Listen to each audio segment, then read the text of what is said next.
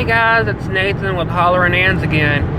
I thought today we could have a little talk on what should be a no-no to do return to sender work in the magical communities. And really quick, today we're going to get a view of the beautiful Mississippi countryside because I'm not putting my face on camera today. But okay, so what is return to sender work? Return to sender in the New Age, witchy, Wiccan sort of communities is where if you believe that somebody has sent negative energy to you, whether they meant to or not, you reflect it back to them.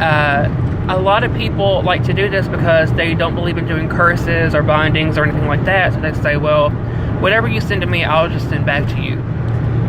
I think that this is not a good idea at all, and I'll tell you why. First, let's talk about energetic familiarity. For those of you who don't know what energetic familiarity is, once you conjure up an energy and start messing with it, and then you send it out, it's going to be connected to you. Think of it this way. If you have an animal, say you have a cat or a dog, and when it's just you and that animal at home, it acts really, really good. There's no issues out of it, but as soon as you get a visitor in, your animal is biting the visitor, it's not familiar with them. That's sort of a way to look at energetic familiarity.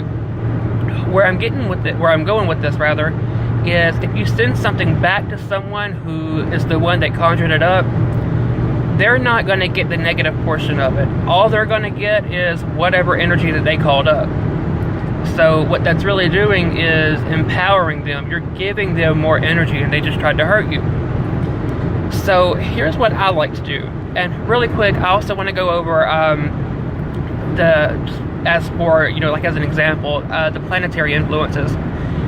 Saturn and Mars are both protective planets, but they protect in different ways. With Mars, it has the protective power of like a warrior, and it's a lot of force, it's a lot of energy, it's a really strong willpower, so on and so forth. So what that means is that if a bullet is coming at you, Mars would put its hand up and it would burst back to wherever it came from. The protective power of Saturn, it works a little bit different. Imagine a bullet coming at you and then you put your hand up and it stops immediately. And it falls and it hits the ground. It neutralizes it. Whenever somebody sends negativity towards me, I really like to use the approach of using Saturn energy. It stops it, it neutralizes it, and it puts it in the ground. Or, it grounds it and then it can be transformed into something or, whatever.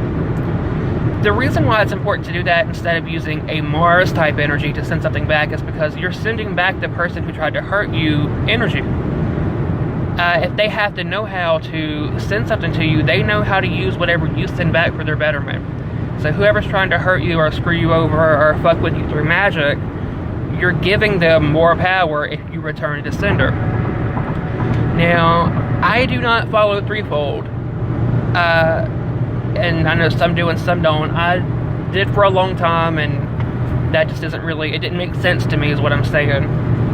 And I learned about neutralizing negativity instead of threefold through Lori Cabot and her teachings. Where I'm a little bit different from Lori Cabot is that I have no problem with using curses and hexes. If you hurt me or my loved ones, I'm going to hurt you twice as hard. And I'm going to make sure you feel it. And that's just kind of how I am. So even if somebody's trying to hurt you and you want them to get whatever they're, trying to send to you, instead of doing a return to sender, use Saturn energy to neutralize whatever it was they sent to you, ground it, and then use your own energy or, draw energy from the earth around you to, make your little curse or your hex or your whatever and send it to them. It's a little bit more involved, but it's much more, it makes much more sense energetically for you to do that than to send back whatever they sent to you, because like I said, you're just sending them their own energy back that they can use and recharge their little batteries with. If you don't believe in curses or you don't believe in hexing or it goes against your moral whatever, then you can just neutralize whatever they send you and ground it, and you don't have to worry about it. And I do that sometimes, but if you come at me with negative intentions, I'm sorry, I want to fight. I want to fight. I'm an Irish gypsy hood rat. If you want to fight with me, I want to fight with you back. let's land this big bird. Let's do it. So that's just kind of how I am.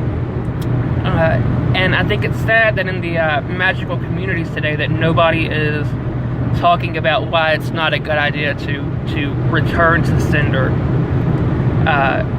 And I guess I could rant a little bit longer about why they no longer teach the swifting of energy, but you know, I guess that's a video for another day. So, okay, well, this is a little quick video, trying to share a little bit of what I've been learning in the Old Guard and just stuff that my teacher shared with me. It's certainly not modern, it's certainly not Wiccan, it's probably not popular, but it's just, you know, we're gonna get some opinions out there and talk about stuff. Y'all have a blessed day, and y'all know where to find me. God bless.